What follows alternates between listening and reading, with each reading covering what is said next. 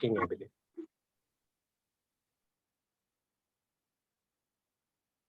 Yeah, you can start.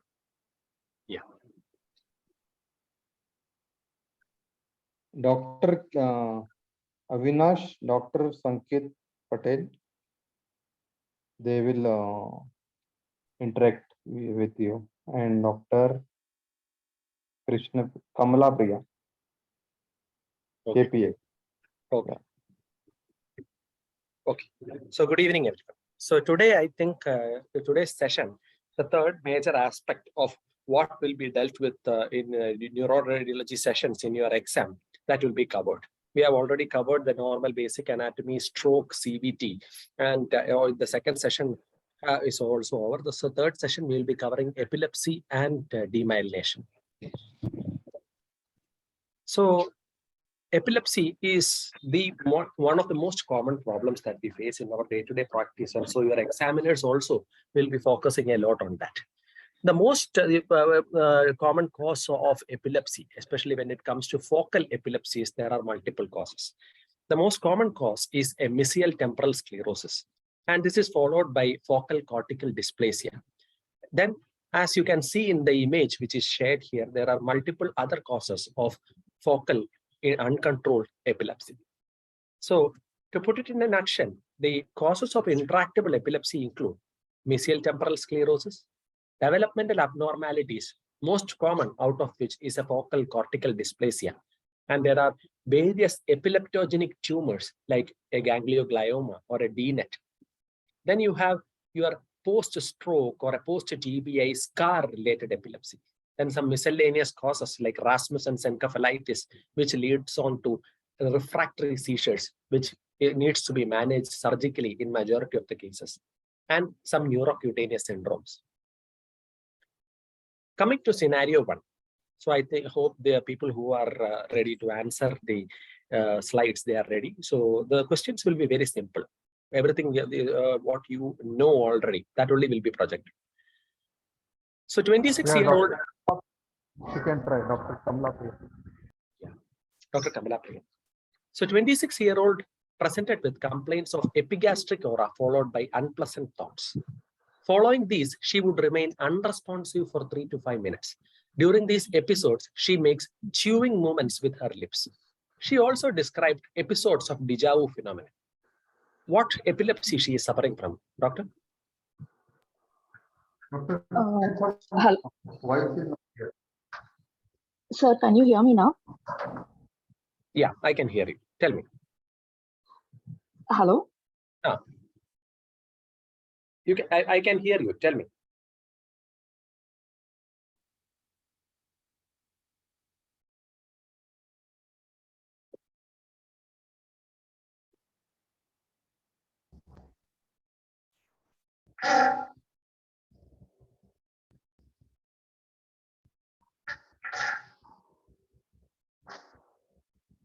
Did you answer? I am audible, right? No, not audible.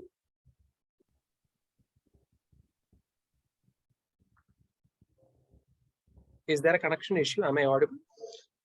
Audible, sir. Audible. Yeah. Audible.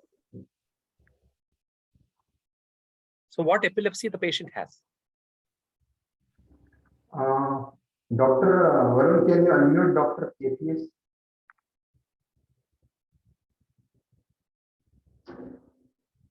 Okay, I think if there is a issue, so this is a patient with the temporal lobe epilepsy. So from the history itself, it is clear. Now, can you tell me what is the diagnosis of the image, based on the image that is shown here? What is the diagnosis?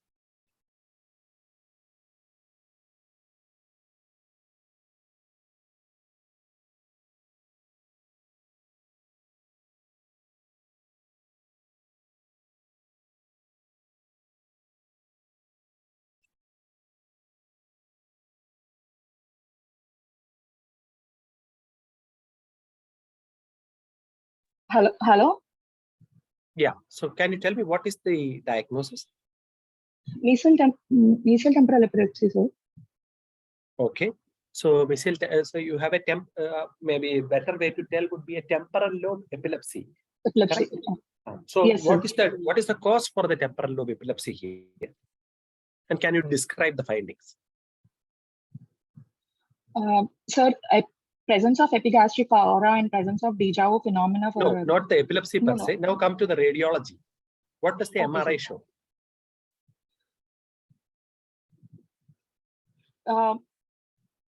So MRI film is showing a coronal section of the patient, which is showing that there is gross cerebral atrophy, which is more significant in the bilateral temporal horns. But as per that, there is no dilatation of any temporal, cystic dilatation is not there for them. So there is no gross cerebral atrophy. No, the atrophy is predominantly affecting the Temporal horn. medial temporal lobe, the hippocampus. Only that area is affected Yes, because there is no global atrophy. Oh, okay, sir. Okay, so Yes. always take your time, be calm, think, and then answer. One wrong word you speak, and then the examiners will go behind what is global atrophy, what is the classification, grading. The question will go away from there. Okay, so like you said, this is a patient with mesial temporal sclerosis or hippocampal sclerosis. So the findings, mainly when we describe a patient with a mesial temporal sclerosis, there are three components. One, there is hyperintensity of the hippocampus. Second, there is atrophy of the hippocampus or loss of internal architecture. And finally, there is secondary enlargement of the temporal horn of lateral ventricle. So mesial temporal sclerosis, as you all know, is the most common cause of complex partial seizure in adults. And it is also the most common cause for patients undergoing epilepsy surgery. And this is the indication for which you have the best results with epilepsy surgery is for patients with mesial temporal sclerosis. So what is the best sequence to diagnose mesial temporal sclerosis?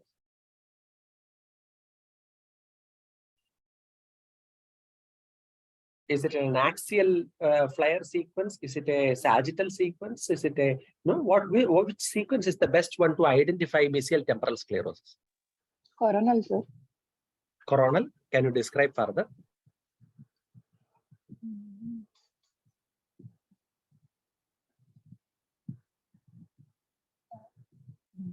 Coronal skin cuts. So it's an oblique coronal temporal high resolution T2 weighted and flare sequence. So it's an oblique corona, and you have to get it in T2 and flare both. So what are the imaging differentials for when a patient comes to you with a temporal lobe epilepsy and you are thinking it may be mesial temporal sclerosis? Can you tell me some situations where the mesial temporal lobe, the hippocampus is affected and it is not MTS?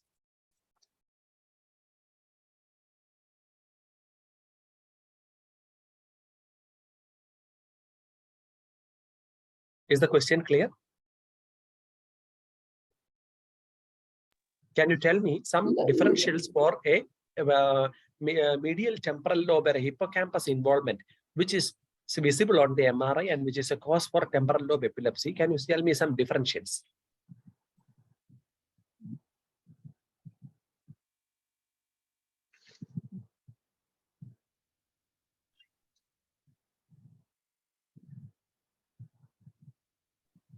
Ma'am? No, no. Okay, very simple one. No, is there some viral illness which affects the medial temporal lobe? HSV. Herpes simplex. Yeah. So the imaging differentials when we come to the first one, when you have patients with the status epilepticus, you often have hyperintense swollen hippocampus with diffusion restriction due to cytotoxic edema in status epilepticus. What is the type of edema which does not cause diffusion restriction? Vasogenic. Yeah, so vasogenic edema, when you have, there will not be any diffusion restriction. Here in this patient with the status, you can see that there is cytotoxic injury, there is cytotoxic edema, and this is causing diffusion restriction. The second common differential for a medial temporal lobe involvement would be low-grade tumors like astrocytoma or DNET. In the image that is shown here, you have the classical hyperintense enlarged hippocampus with a bubbly appearance. without uptake of contrast medium. So this is a typical description for a patient with a DNET, a bubbly appearance, and it can be involving the medial temporal lobe. And finally, you have patients with encephalitis. Now, here you have a patient with the limbic encephalitis, where there is bilateral mesial temporal lobe hyperintensity involving the hippocampus and amygdala. Now, coming to scenario 2. So somebody else can answer. A 26-year-old presented with nocturnal hypermotor seizures with confusion and disorientation. So can you tell me which area of the cerebral cortex you will be looking at, which lobe you will be looking at for a pathology which is contributing to this clinical presentation? Okay, Dr. Avinash, you can try.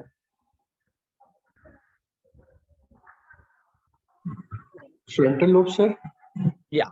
So nocturnal hypermotor seizures, patients who are screaming and waking up and very active, that this is the presentation for a patient with a frontal lobe epilepsy. So now you have the MRI before you. What is the diagnosis?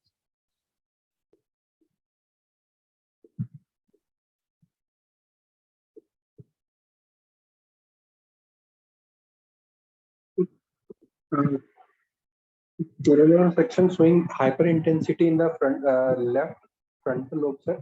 Mostly focal cortical dysplasia. Okay. Can you tell me which type of FCD? Is it FCD 1, 2, or 3? No idea, sir. Okay. So this is a patient, and the involvement is for the medial frontal lobe and the anterior cingulate gyrus. So like you said, there is a subtle gray-white blurring and flare hyperintensity involving these areas. And this is a patient with FCD1. So when you have very subtle abnormalities, which you have to carefully look to identify the involvement, there is mild gray-white thinning. That is called, then that is the situation where you call it as FCD1. So focal cortical dysplasia is a congenital malformation of cortical development where the neurons fail to migrate in the proper formation in utero. So focal cortical dysplasia is the most common cause of extratemporal epilepsy. So a complex partial seizure or a focal to generalize focal seizure, when you have, the most common cause is definitely mesial temporal sclerosis. The focal cortical dysplasia is the second one. The MRI findings, like we saw in that image, there will be subtle cortical or subcortical high signals. Often it is located at the bottom of a deep sulcus.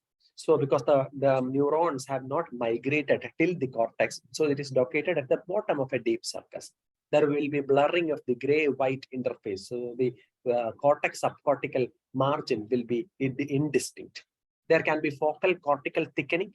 So a well-defined abnormality and a transmantle sign, all of these point to an FCD2. So FCD1 is when the gray-white differentiation is very indistinct, and you have to carefully search for that. When there is cortical thickening and there is a clear differentiation between the gray matter and white matter, there is a prominent hyperintensity of the subcortical at the root of the sulcus, or when there is a transmantle sign, that is called FCD2. So again, you have here a patient with FCD1, so it's cortical thickening and blurring of the gray-white matter junction on T1 weighted image, and the flare image on the right side is showing a subcortical hyperintensity. So do you think, what do you think this is? Is this FCD1 or FCD2? FCD1. This is not FCD1, no? Like I said earlier, this is not a very difficult to identify. This is a very clearly, you can see the cortical thickening, the gray-white differentiation is visible. So there is thickening and hyperintensity of the cortex of the left superior frontal gyrus, and also you can see a distinct hyperintense signals in the flare images. So this is FCD2. Can you, what is the sign that is shown here?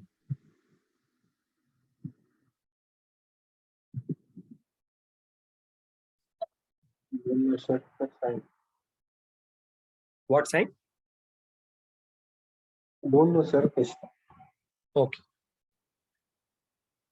So this is a transmantle sign which is seen in FCD2.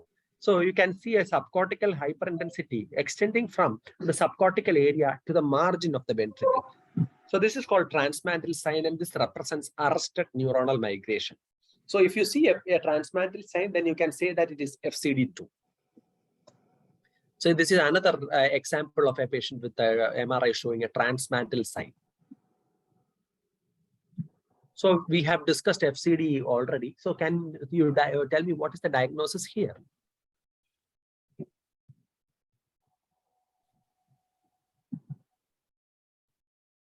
MRI showing hyperintensity in the temporal lobe, sir. Okay. Left medial temporal lobe. Okay. What is that? So there is involvement of the medial temporal lobe, but there is involvement of the lateral temporal lobe, near to the cortex also there is hyperintensity, right? The red arrow is pointing towards the mesial temporal lobe, and the blue arrow is pointing towards the lateral temporal lobe.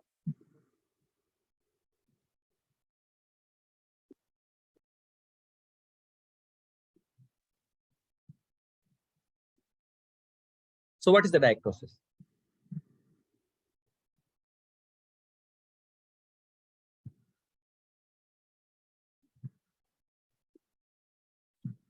Anyone else wants to try once?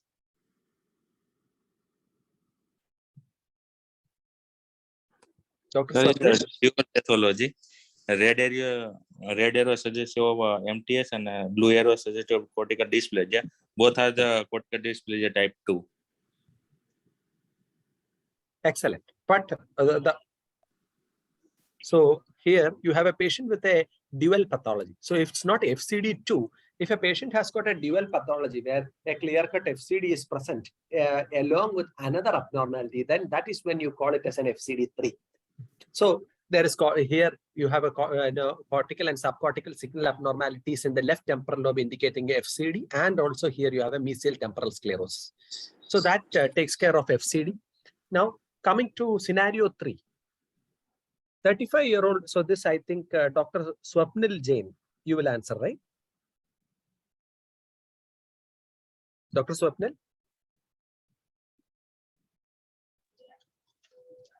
Or Dr. Sanket again. Dr. Sanket? Okay. 35-year-old male patient presented to the casualty with episodes of GTCS. 3 days back, he had sudden onset of holocranial headache, following which there were multiple episodes of vomiting. For this, he had not consulted anyone. So after a sudden onset holocranial headache, 3 days later, he has episodes of GTCS. What is the diagnosis? And can you describe what you are seeing?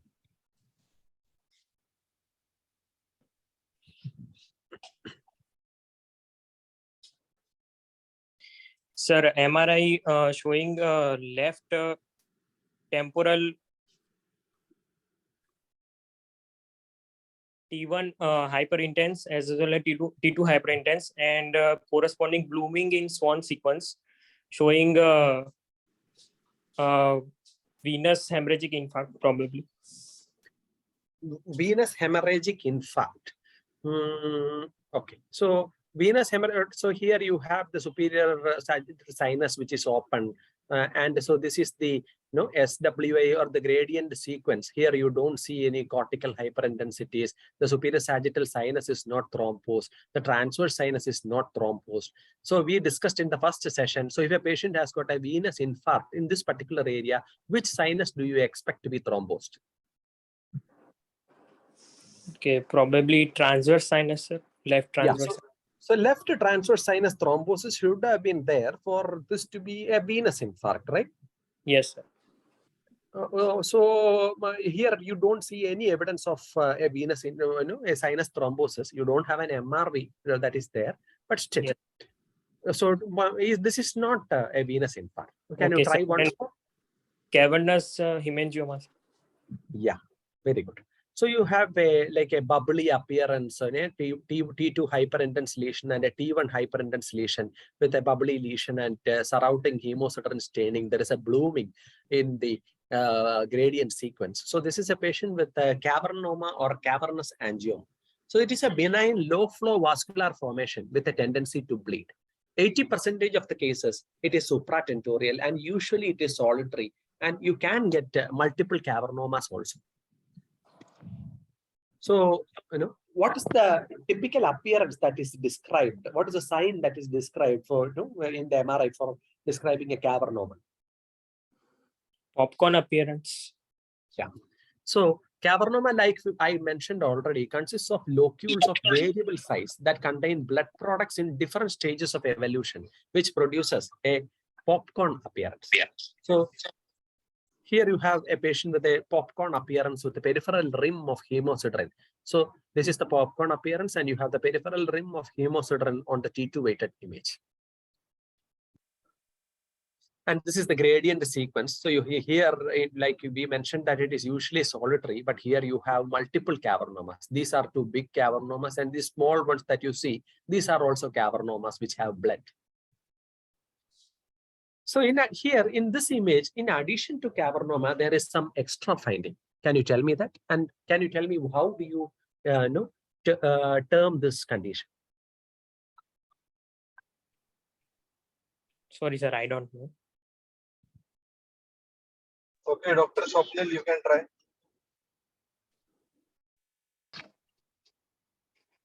Dr. Modi, you can try. Swapnil, you are online? Yes, sir. Yes, sir. So SWI sequence showing maybe some deposition. It is not able to identify. So see, this is the cavernoma. I'm asking about this. What is this?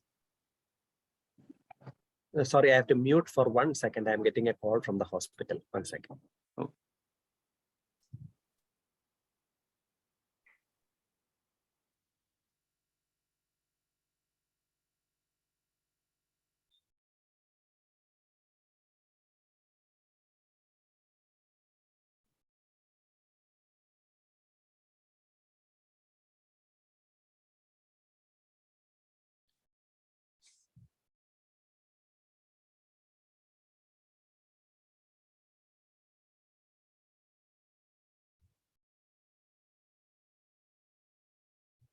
In the year. So here you have the cavernoma here, and what is the what do you have here?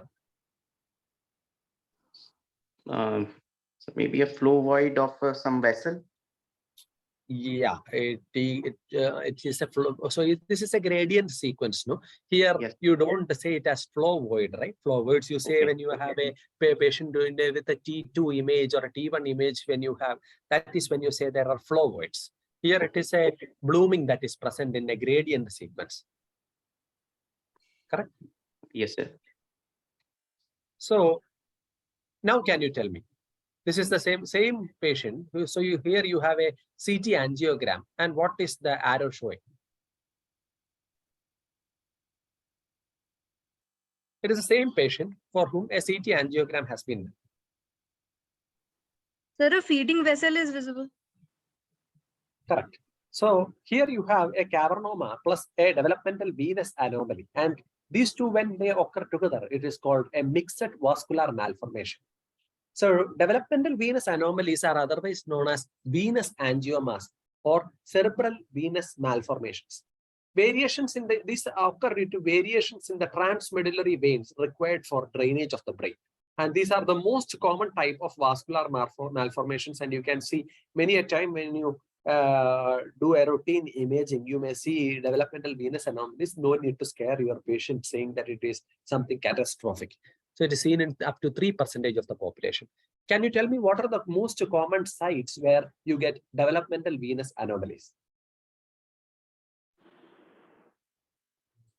Periventricular. No, which lobe?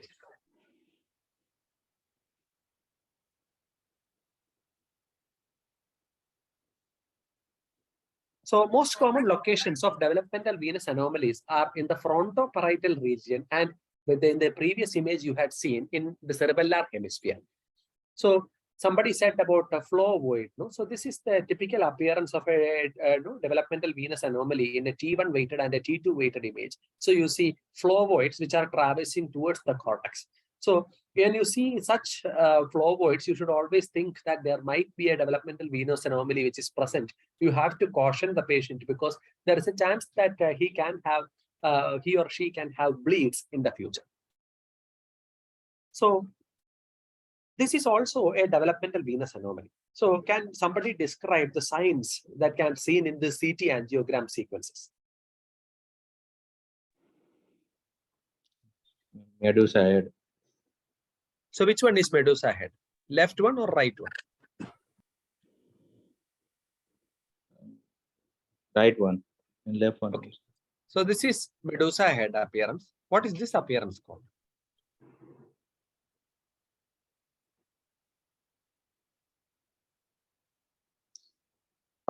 So this is a palm tree sign.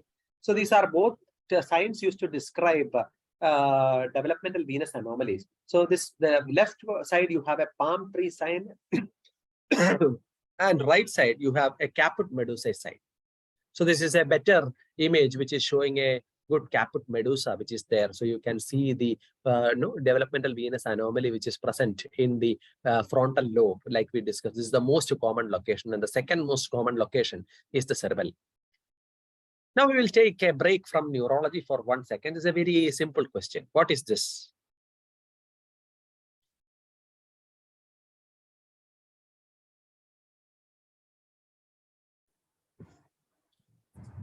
It is also caput of medusa, portal hypertension. It is also caput medusa in portal hypertension. So your patient, you might have a patient with hepatic encephalopathy who is presenting with seizure. So you cannot forget your root. So you have to keep mind these caput medusae also. So this is something that is very familiar. Can you do you know any other caput medusae? This is also related to neurology, but it is also the purview of another department, ophthalmology.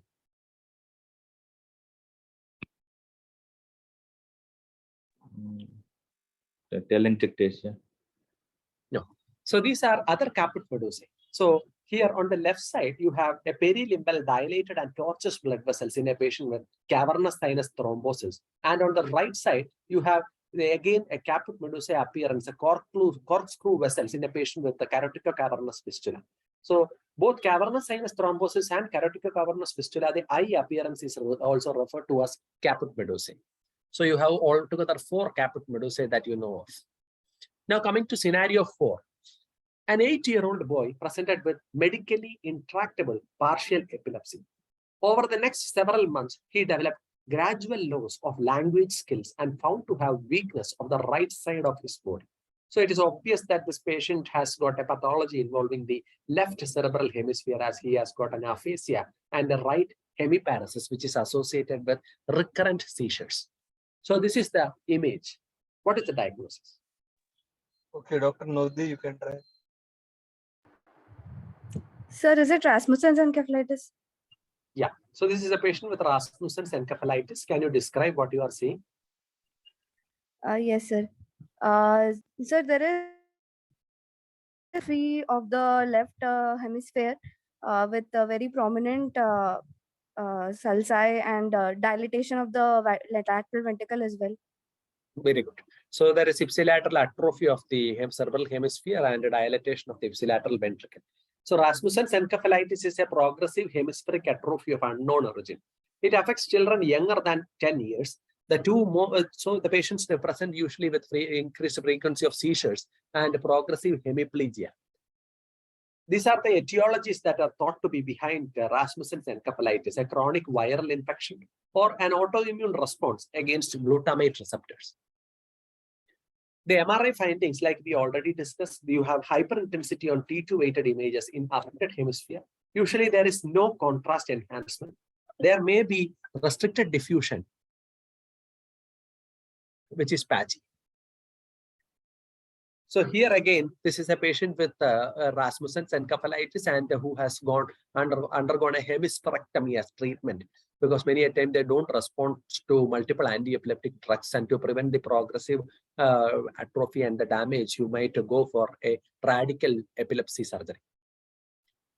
So can you describe which all areas are atrophied in this particular patient?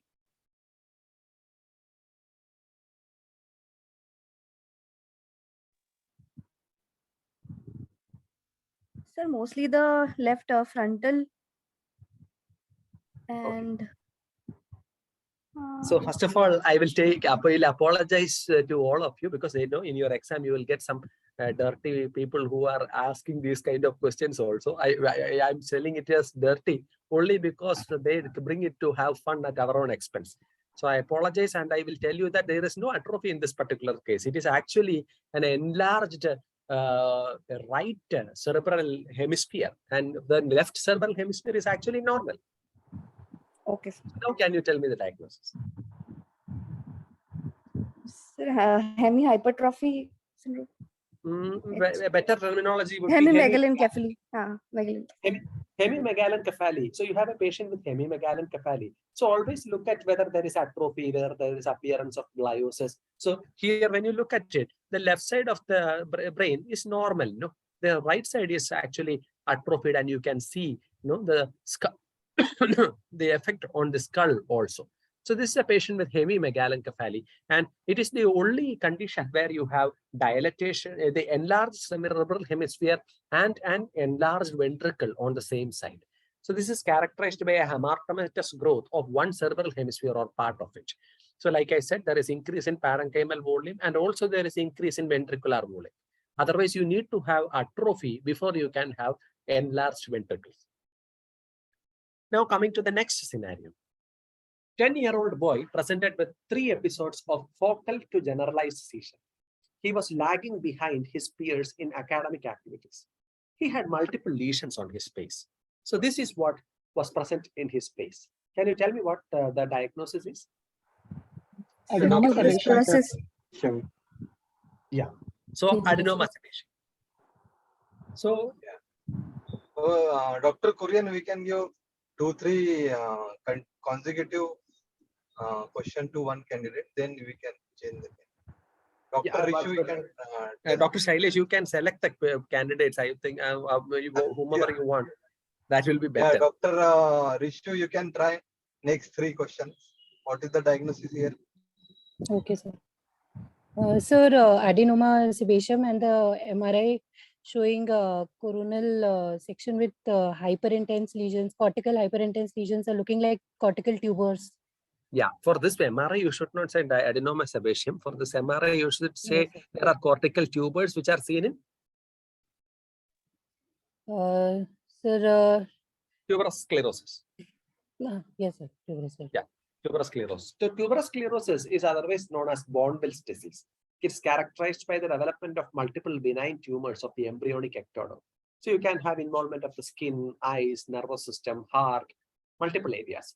The typical triad of tuberous sclerosis, which is seen only in 30% of individuals, is characterized by seizures, intellectual disability, and adenoma sebaceum. Can you tell me some other skin findings which are seen in a patient with the tuberous sclerosis?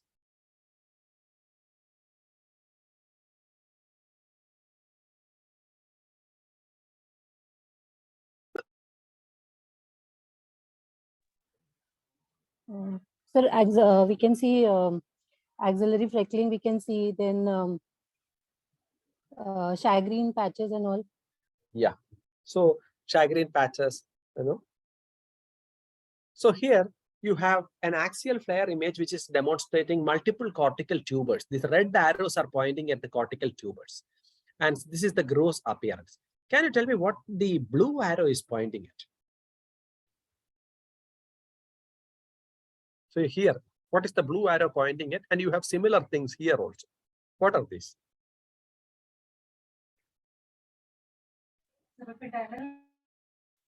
Dr. Rishu? Sir, they can be, sir, they are associated with SEGAs, which are associated with TS, tuberous sclerosis. That is. What are they called? And what is this clinical sign called? You can see there is one lesion here, there is one lesion here, you have one lesion here, multiple lesions which are lining the ependyma of the ventricles. Yes, sir. So basically they are subependymal giant. No, don't go to giant. Subependymal nodules. Subependymal nodules. So these are subependymal nodules. Candle guttering appearance. So you have an appearance like wax, which is dripping down the side of a candle. So you have multiple lesions, multiple subependymal nodules, which are round lesions projecting into the ventricles. They can be seen here as here in lateral ventricle, or can occur in the third ventricle or fourth ventricle also. And when they are large, they can cause obstruction and lead to hydrocephalus. Here you have the gross image pathology specimen, which is again showing the candle guttering appearance. So here you have a CT, which is showing calcification of the, here you have calcified tubers and you have here calcification of the subependymal nodules. Subependymal nodules calcify in a large proportion, 88% of them calcify, whereas the cortical and subcortical tubers, around 40% of them calcify. And the most common site of the cortical tubers is the frontal lobe. So this is a little more florid involvement with multiple cortical and subependymal nodules, and the CT shows that most of the lesions are calcified. So now, Dr. Rishu, what is the diagnosis? It's again a patient with tuberous sclerosis. So this is looking like Sega, giant astrocytoma, sir. Yeah, so short forms can subependymal giant cell astrocytoma. Yes. Yeah, because I have seen unnecessarily people being harassed for short forms when I was being a skilled assistant. So subependymal giant cell astrocytoma. So this is a tumor that develops from a subependymal nodule near the foramen of Monro, characterized by marked enhancement and their typical location. So here you have a sagittal sequence again showing. So here you can see the obstruction has led on to marked hydrocephalus, and it can progress. So can somebody name the sign? Tram track appearance? No, sorry. One similar sign we discussed earlier in FCD2. Transmental sign. Transmental sign. So transmental sign is one of the differentials for this appearance. So this is again another sign associated with the tuberous sclerosis.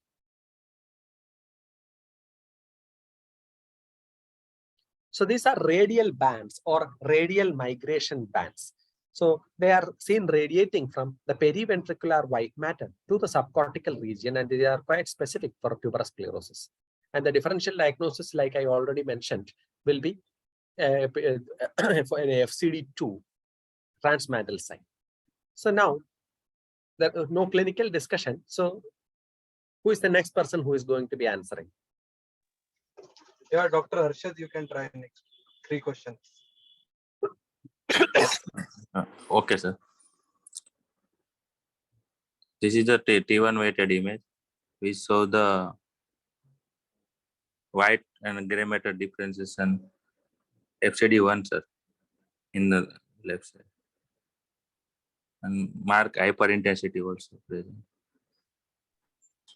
Why do you say FCD1? So here, I would say here you can see there is an atrophy. There is no thickening of the cortex. Rather than thickening, you have atrophy of the cortex, right? In FCD, you will have thickening and you will have decreased gray white matter differentiation will be lost. And usually FCD will be seen at the root of the sulc side. Here you can see that this is extending up to the rim only, the edge up to the cortex edge it is extending, and everything is atrophied. In FCD, there is no atrophy. There is hyperintensity, which is located at the base of the sulcus, and there is loss of gray white matter differentiation, and there is cortical thickening. So here, all these 3 things that I mentioned, they are not there. So this is not an FCD. Here you have atrophy. Okay, so this is a typical sign. So this is a mushroom appearance of the gyri, which is seen in oliguria. Somebody can correct me if my pronunciation is not correct. So this is defined as a cerebral cortex scarring due to perinatal ischemia. So typically affects full-term infants. Sometimes they say that people who have had meningitis in the neonatal period, they can also have oliguria appearance. So there is a greater perfusion to the apex of the gyre than to the cortex at the depth of the sulci. So when there is in neonatal ischemia, there is shrunken cortex where the deep portion of the gyri are more shrunken than the superficial portion. The apex has better blood supply. The deeper portion has lesser blood supply, so it gets shrunken more. So you have a mushroom-like appearance with a pedungulated gyri on a long stalk. So that concludes epilepsy, and we will now move on to something more common and more interesting as far as I am concerned, demyelination. So scenario 6, I think the same person will be answering, no, Dr. Harsha. So, Yes, sir. 25-year-old lady presented with numbness and tingling sensation involving her left upper limb. She had an episode of blurring of vision in her right eye 1 year back, which improved completely. She also reports urinary urgency and frequency for the past 1 year. So it's a typical presentation, and you have the MRI here. What is the finding and what is the diagnosis? Sir, first image is a flare image. Excel sequence shows the white matter hyperintensity in bilateral periventricular. And second image is a DWI image. We show the mild hyperintensity on the right side frontal region. And third image is a you can say diffusion restriction, no? Or hyperintensity, even though they say, we commonly prefer that you say that as a diffusion restriction. And third image is a cervical spinal cord, so the 2 to 3 pH white matter region, most like the multiple sclerosis, sir. So you have again you have bilateral periventricular hyperintensities which are more prominent on the right side, and one of these lesions only is showing diffusion restriction, which means that it is the active lesion. The other lesions are not showing diffusion restriction. Maybe they have lesions which have occurred during attacks in the previously, and here you have short segment demyelinating discrete patches. So like he mentioned, this is a patient with multiple sclerosis. So multiple sclerosis, like you all know, the onset is usually between 20 and 40 years. The types, you have a radiologically isolated syndrome where you pick up demyelinating lesions on an incident, an MRI, which is done for another cause. Or you can have a clinically isolated syndrome where a patient presents with first attack and there is no history of an MS attack in the past, and you have clinically definite MS, out of which the most common one is a relapsing remitting multiple sclerosis. So these are the typical periventricular lesions. So multiple sites are involved in patient with multiple sclerosis, and this is the typical lesion. You have a periventricular. So on the left side, you have a flare sequence which is showing T2 flare hyperintense lesions that are radiating away from the ventricles. And you can see that in the T1 image, they appear dark, and these are called black holes. So this is the sagittal sequence again, and you can see the radiating ovoid lesions. These are called the Dawson's fingers, and Dawson's fingers are best appreciated on sagittal flare images. So dissemination in space and dissemination in time, that is what is required for a diagnosis of multiple sclerosis. Multiple sclerosis is characterized by perivenular inflammation and demyelination. So you need to demonstrate hyperintensity, T2 hyperintense or flare hyperintense lesions in at least 2 out of 4 typical anatomical locations. The one that we already discussed, periventricular. Very sorry, what has been marked here is not periventricular, it is juxtacortical. This is a periventricular lesion. This is a juxtacortical lesion. These are periventricular lesions. So I apologize for that. And you have the infratentorial lesions involving the brainstem and the cerebellum, and you have spinal cord involvement. So you need to have lesions in 2 out of these 4 locations. It should be either periventricular, juxtacortical, or cortical. Cortical lesions were included in the diagnosis of multiple sclerosis as part of the 2017 criteria. But still you require a higher Tesla MRI to pick up cortical lesions. So they are clumped together with the juxtacortical frequently. And you have infratentorial and spinal cord lesions. So juxtacortical lesions are lesions which abut the cortex. That is, they involve the subcortical U fibers. There is no white matter in between. Infratentorial refers to lesions in brainstem and cerebellum. So now, can you tell me what are the lesions that we have here?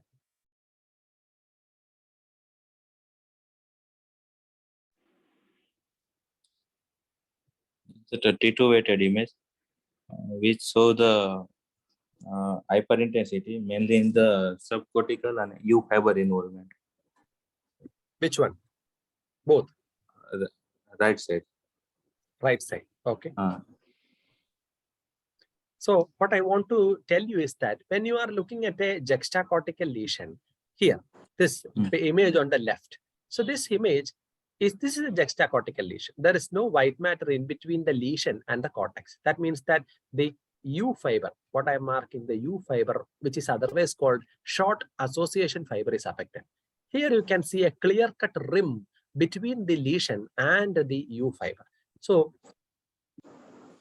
on the left-hand side, you have a patient with multiple sclerosis with a juxtacortical lesion, and the right-hand side one is a small vessel disease. Here, the U fibers are typically spared, and there is a dark band of normal white matter between the white matter lesion and the bright cortex. Okay, so this right side one is a small vessel ischemic disease, and left side you have an MS-specific lesion. So this is a juxtacortical lesion. So you can see that there is no gap. So it is an enhancing juxtacortical lesion. These are infratentorial lesions. So here you have lesions in the brainstem and in the cerebellum. And these are the typical lesions involving the spinal cord.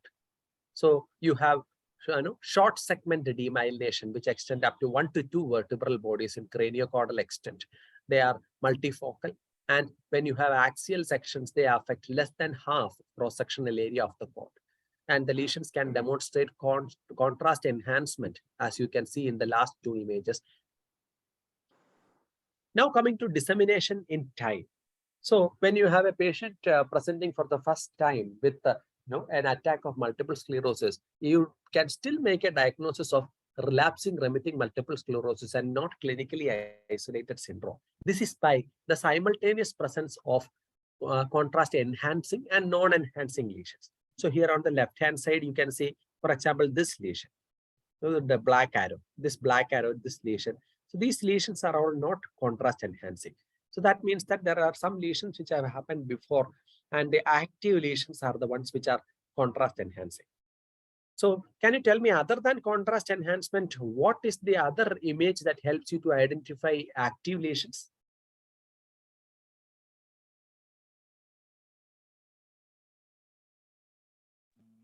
DWI image, active lesion. So the active lesions can show contrast enhancement, and sometimes it can show diffusion restriction also. So if your patient presents to you and has got come to you with an attack of multiple sclerosis, and after 20 days, the patient is presenting to your casualty saying that now I have got weakness, numbness involving the opposite limb. Is it dissemination in time?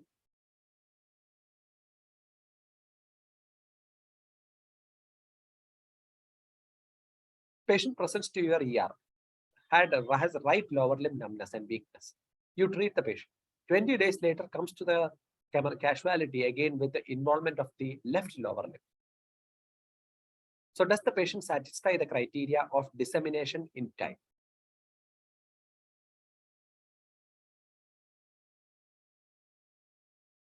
Dr. Harsha?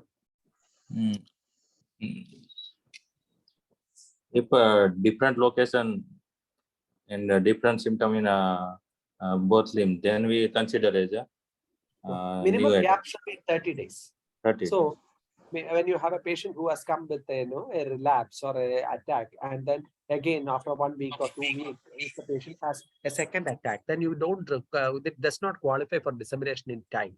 There should be a minimum gap of 30 days between a clinical or radiological diagnosis of a relapse. So active lesions, like we already discussed, exhibit contrast enhancement and sometimes restricted diffusion. So here you have contrast enhancing lesion, and here you have lesions which are showing true diffusion restriction with ADC reversal. So what are the enhancement patterns that you can see in a patient with multiple sclerosis?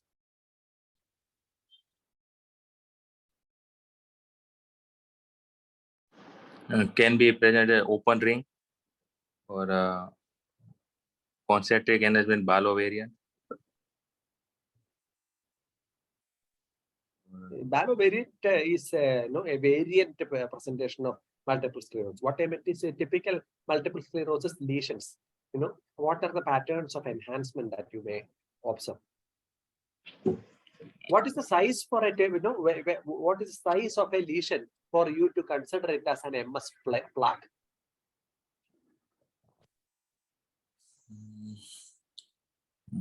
I don't know, sir. More than 3 millimeter lesions. So three is you can keep it in mind. More than 3 millimeter lesions. Less than 3 millimeter, it might be even lacunes. You cannot call it as an MS typical lesion. And the gap between the lesions have to be 30 days. So the enhancement patterns. So you can have a ring-shaped contrast enhancement. As you see here in the first image, you can have a peripheral contrast enhancement or a horseshoe enhancement where the opening of the horseshoe is towards the cortex. And you can have a homogeneous contrast enhancement or a solid enhancement. So here the lesion is more than 3 mm in size, a typical MS plaque, and it is the homogeneous contrast enhancement. So these are the 3 types of contrast enhancement in MS. So here is again a pictorial representation of a horseshoe enhancement, which is opening towards the cortex, and you have a ring enhancement. Can somebody name this sign? Dr. Harshad, your last question.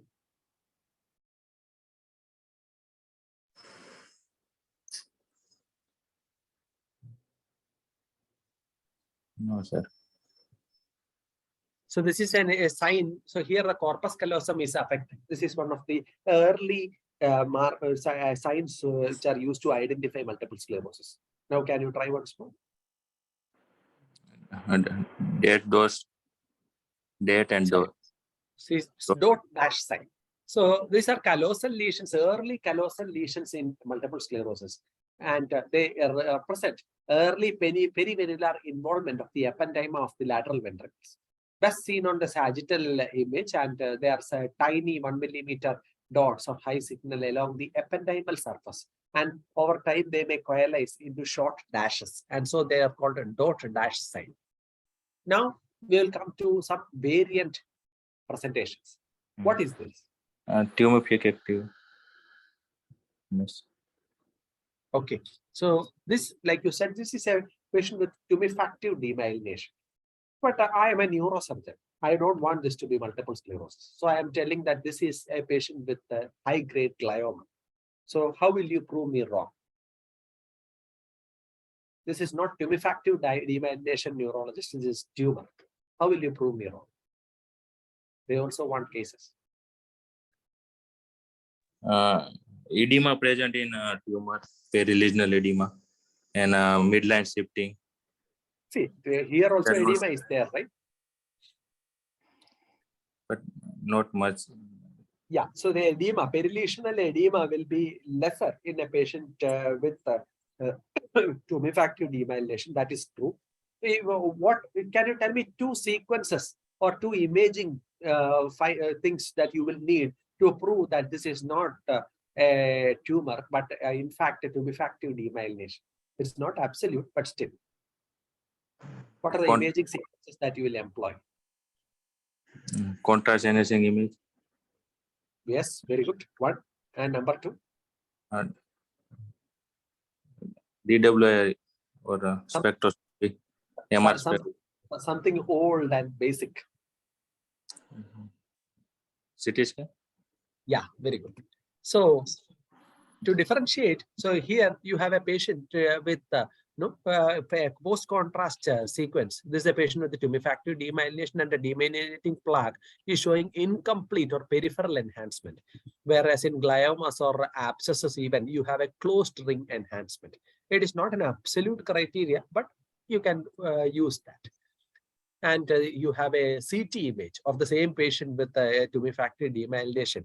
You have hypodensity in CT. Whereas in a tumor, because of the increased cellularity, you will have hyperdensity. So using a contrast, the pattern of contrast enhancement and using CT, you can to an extent say that this is a tumefactive demyelination and not a glioma. But still, you have to be very careful. This is not absolute. Many a time, you may burn your hand when you make a diagnosis of demyelination and you give steroids. So a close follow-up, and after a period of from 3 to 4 weeks, you can do a repeat imaging to see how the lesion is responding to your treatment. Now, Dr. Kamla Priya, you can try next. Dr. Kamla Priya. Hello, sir. Yes, Dr. Hello. Kamal. Please, come on. Sir, What's the T2 diagnosis? axial image, sir. Balo variant of MS, sir. Yeah. So this is Ballow's concentric sclerosis. So there you have again tumefactive lesions which have taken on a target or onion-like appearance. So you have in between dark areas which are surrounded by white areas. So circles of demyelination are alternating with the areas of relatively preserved myelin. So the hyperintense areas, the white areas or the hyperintense areas, they are demyelination, and the dark ring, that is the relatively preserved myelin. So Ballow's concentric sclerosis, these lesions are associated with a more fulminant onset and an atypical clinical presentation for MS, and they have a rapid course. Patients may present with seizures, headache, aphasia, behavioral changes. So this is something that they commonly ask, can MS present with the seizures and aphasia, headache? Then you have to tell that in a variant presentations like Ballow's concentric sclerosis, patients can have such presentations. So this is the gross image where you have the typical onion-like appearance. So we earlier discussed, one image was there when we compared a vascular pathology with a multiple sclerosis. So involvement of corpus callosum is rare in small vessel disease. Involvement of U fibers are rare. So in that image that we saw earlier, there was a clear-cut gap of a preserved myelin, which was present between the U fiber. Infratentorial involvement is late. You can have involvement. Temporal lobe involvement is when you are suspecting vascular disease. Temporal lobe involvement, if it is there, it is unlikely to be a small vessel disease, even though you can get it in patients with CADASIL. Now coming to scenario 7. 30-year-old lady presented with blurring of vision, which rapidly progressed to complete vision loss within a period of 24 hours. She also complained of intractable hiccups. What is the diagnosis? NMO, area postrema syndrome, sir.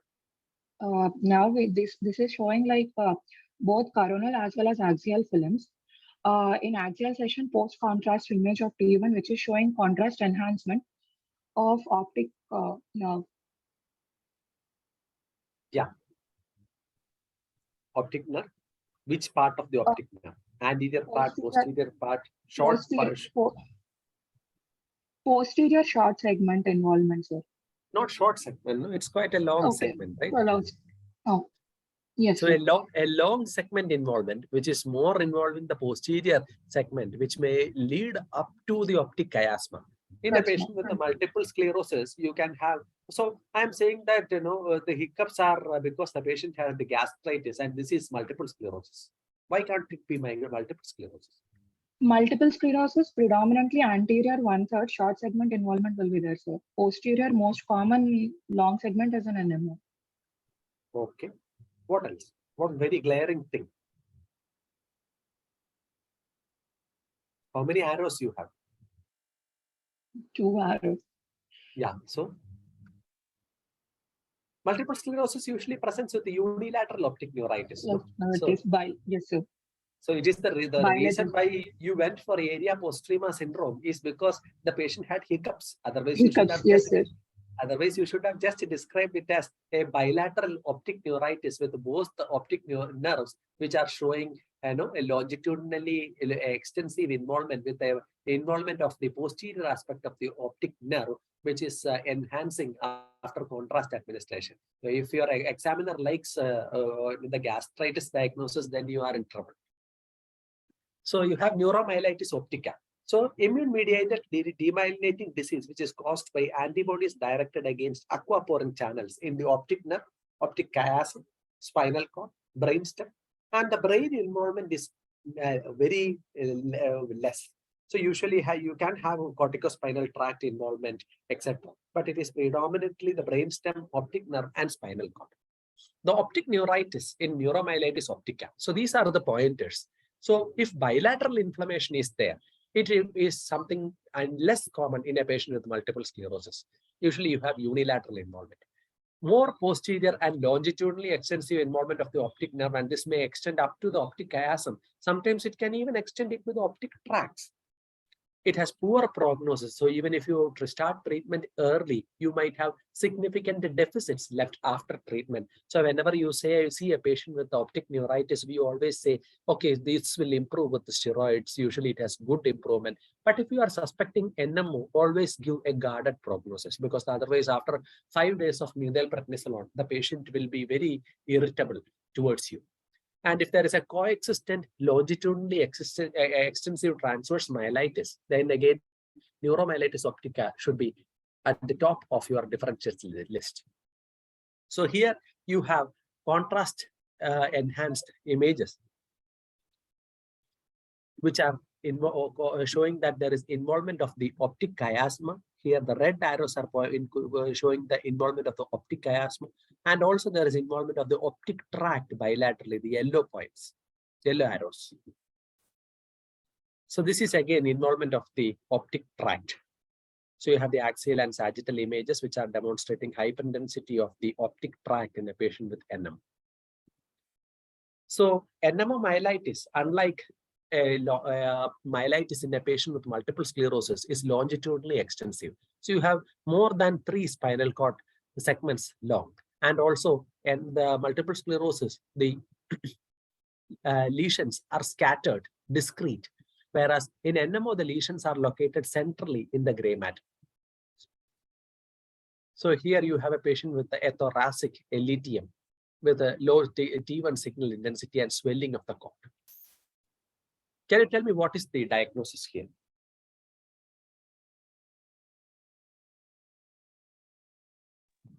Avula appearance. Very good. Where do you see that?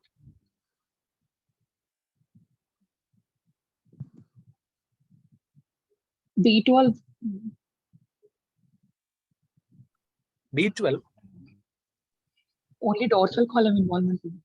Yeah, B12 will be inverted V appearance, no? Yes, sir. Yes, sir. Yes, sir. This is an owl eye appearance. Where do you get owl eye appearance?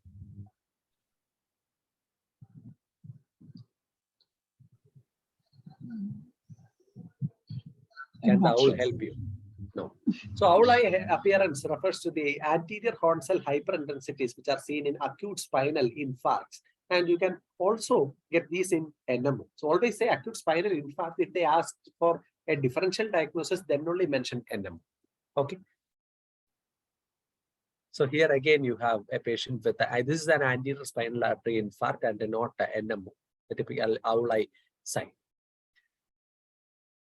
So area postrema and other brainstem syndrome. So here you have the medullary involvement, a peripherally enhancing lesion in the medulla. And below you have the axial and sagittal flare images, again demonstrating the hyperintense lesion in medulla in a patient with neuromyelitis optica. You can have lesions involving the diencephalon, involving the thalamus and hypothalamus. So these are the, again, cortical lesions the patients can present with the sleep attacks, narcolepsy, autonomic dysfunction, even weakness the patient can present with. Here you have a lesion involving the thalamus. Periventricular lesions. So periventricular lesions can present in NMO. So then how do you differentiate a periventricular lesion of NMO from that of multiple sclerosis?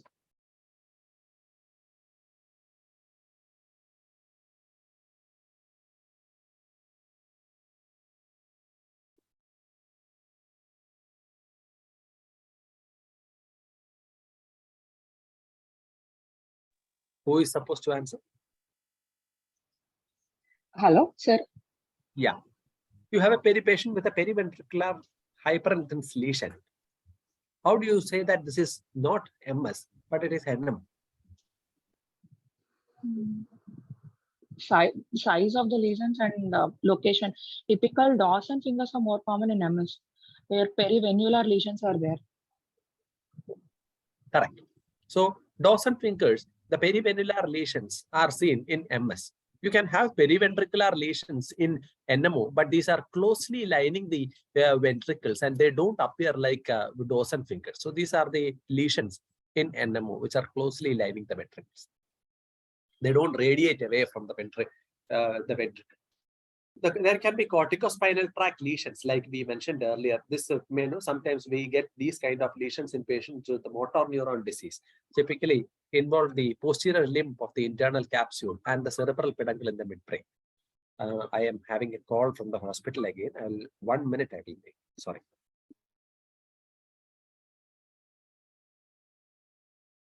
Multiple. Sir, sorry, sir. Sir, I didn't hear your question. For DD for multiple sclerosis, demyelination. As a demyelination or only for MS, sir? No, Demyelinating lesions.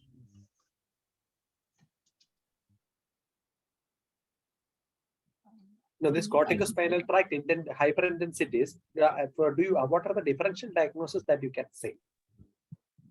Two things we have mentioned already. No, ALS, amyotrophic lateral sclerosis. Amyotrophic lateral sclerosis. Yeah, and NMO. NMO. Then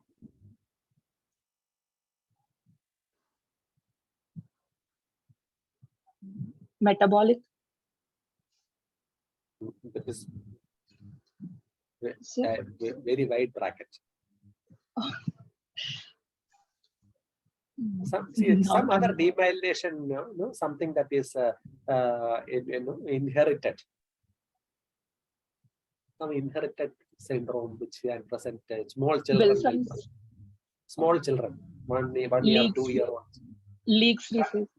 Krabbe. Okay. So Krabbe can present, you can have heroin abuse presenting with these lesions. So 3 or 4 you remember, that is okay. So you can say ALS, neuromyelitis optic, and you can have a Krabbe's and you can have heroin intake, which can present with a corticospinal tract hyperintensity. So typically they involve the posterior limb of the internal capsule and the cerebral peduncle in the midbrain. So what do you have here?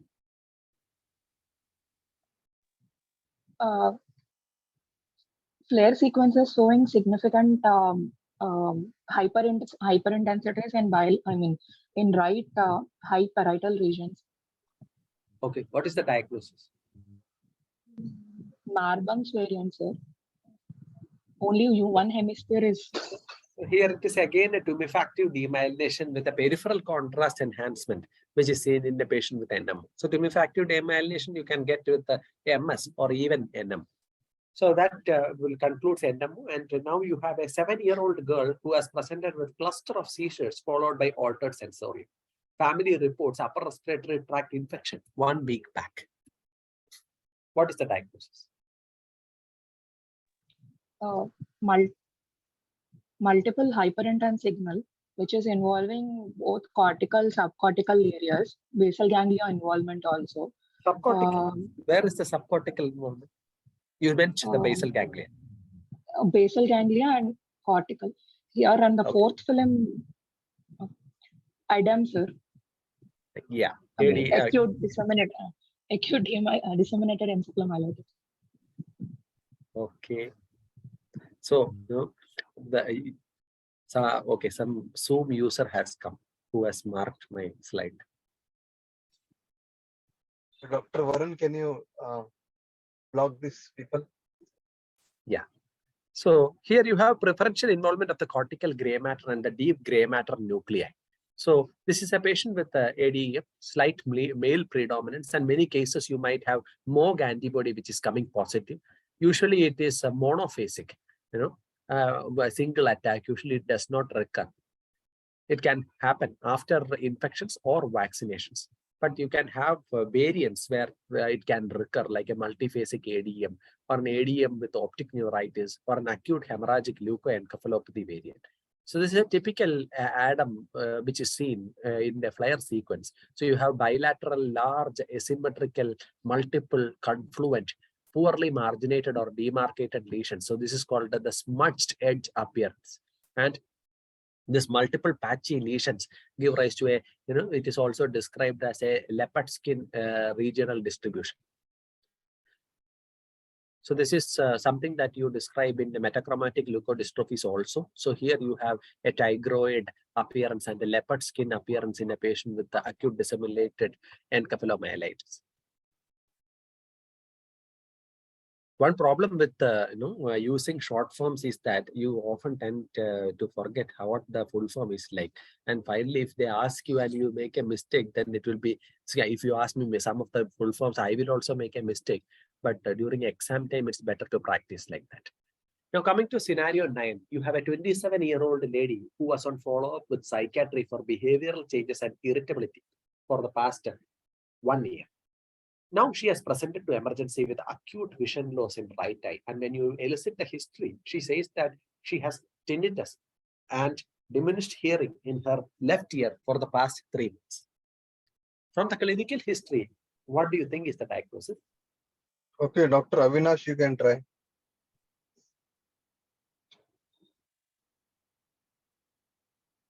Dr. Avinash. Dr. Avinash, behavioral changes, vision loss, and hearing loss.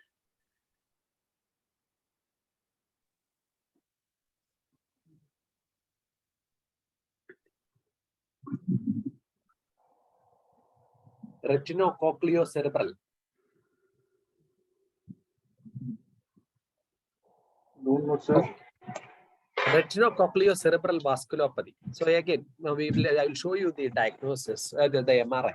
So this is the MRI. Now can you tell me the diagnosis? You have, can you tell me what area is affected? What is the clinical sign that you see? What is that appearance described as? And what is the condition? All 3 things. So the splenium of corpus callosum is involved in the right image, left image. Okay, very good. The splenium of corpus callosum is involved. And what is that appearance called? The involvement of the corpus callosum. So boomerang. So this is a patient with Sussac syndrome, otherwise known as secret syndrome. Retinocochleocerebral vasculopathy. So it's a rare microangiopathy that affects brain, eyes, and ears. Usually seen in young women between 20 and 40 years. You can have a clinical triad here the patient has presented with a typical clinical triad of encephalopathy, hearing loss, and branched retinal artery occlusion. So these are the snowball lesions on the corpus callosum. And also you have numerous white matter hyperintensities. And you can have hyperintensity of the leptomeninges. So the corpus callosum appearance is typically described as snowball appearance, and it affects the splenium most commonly. And if you have a T1 weighted sequence, then you can have a hypointensity in the corpus callosum. The callosal lesions in Sussac syndrome typically involve the central fibers of the callosal body and splenium. And they don't abut the callosal undersurface. So the callosal undersurface involvement is something that you see in a patient with multiple sclerosis. And here you have the axial sequence where you have small 3 to 7 millimeter lesions resembling snowballs on T2. This is the T2 and flare sequence, which is showing the small snowball lesion. And these are the hypointense lesions in the T1 sequence. Punched out holes. Now coming to scenario 10. 6-year-old boy has presented with progressive cognitive decline, vision loss, and seizures. This is the MRI. What is the diagnosis?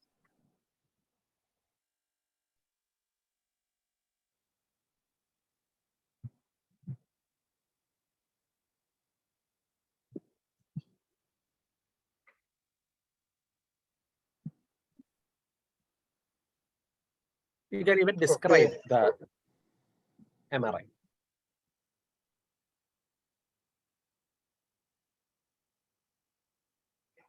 Yeah, Dr. Avinash, you can try. Otherwise, Dr.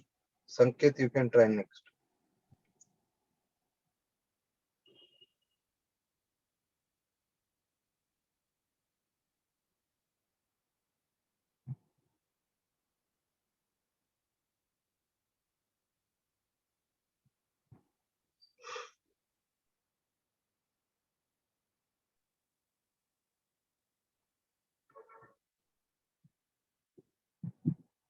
Now it is free for all. Anybody can try. Anybody can try. Bilateral occipital white matter hyperintensity with splenium corpus callosum symmetrical. This suggestive Not of only like occipital. leukodystrophy.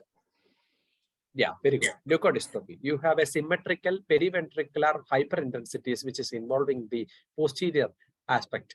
No, so the occipital and the temporal lobe, and which is extending to involve the splenium of the corpus callosum. So this is a patient with adrenoleukodystrophy, where you have it's an X-linked genetic disorder due to deficiency of acetylcholine synthetase, and this is needed to break down very long chain fatty acids. Due to deficiency of this, the very long chain fatty acids get deposited in the central nervous system and in the adrenal gland. So they can have autonomic dysfunction, and this leads to severe inflammatory demyelination, which has a posterior predominant pattern and an early involvement of the splenium of the corpus callosum. So this is again, and you can look at the pattern of contrast enhancement. You have, like that NMO patient with a tumefactive demyelination who had a peripheral contrast enhancement. Here you have again a peripheral contrast enhancement. Along the margins, there is contrast enhancement. So that concludes my presentation. I will not go into leukodystrophies in detail. I think we have already surpassed the time. Thank you. Okay, can we discuss regarding the which lobe is involved in which leukodystrophy?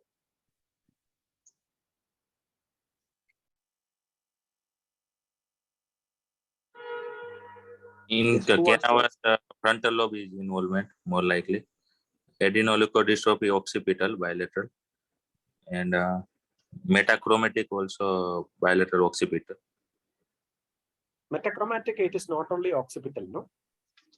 Metachromatic leukodystrophy is where you have, the tigroid appearance. It is, yeah. So it's a frontal and occipital. Everything is symmetrically in.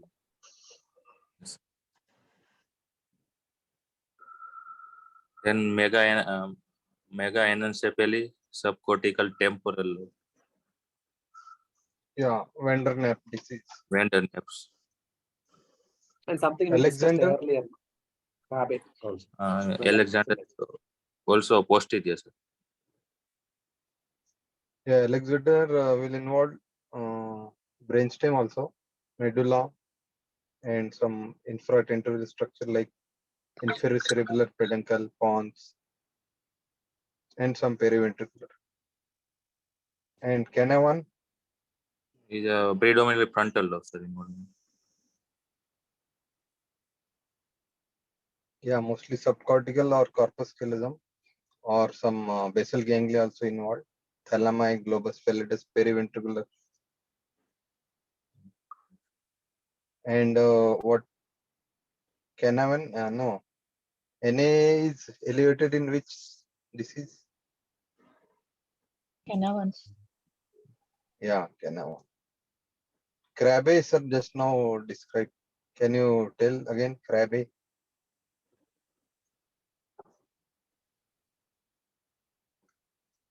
Subcortical, U fiber or periventricular, centrum semi-ovale, and sometimes tigroid pattern also seen in Krabbe. They extend to involve the splenium of the corpus callosum. Yeah. Okay. And what is this something vanishing white matter disease?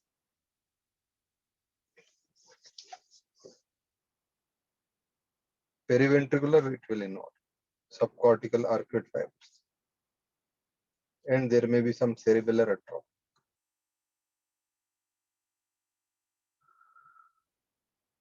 And sometimes they can ask some 1 or 2 question also related to neuroradiology and differential diagnosis.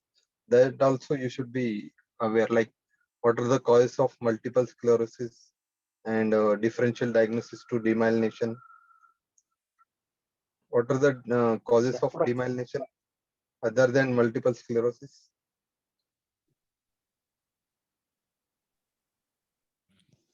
NMO, MOG, Adams.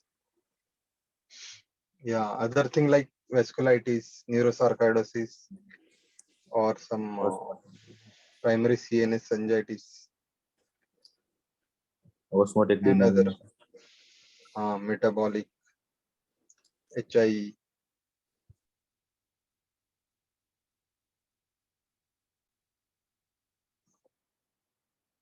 And some question like what is the pathway involved in tuberous sclerosis and what is the treatment? Like that question also they can ask. Which inhibitor you will give in tuberous sclerosis? mTOR inhibitor. Yeah. Anybody have any other question they can ask, then we can close the session.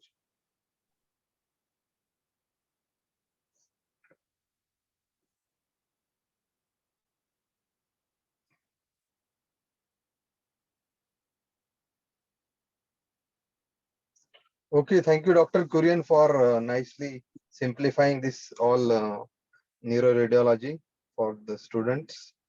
Thank you everyone for participating. We can close the session. Yeah, thank you. Yeah. Thank you, sir. Thank you.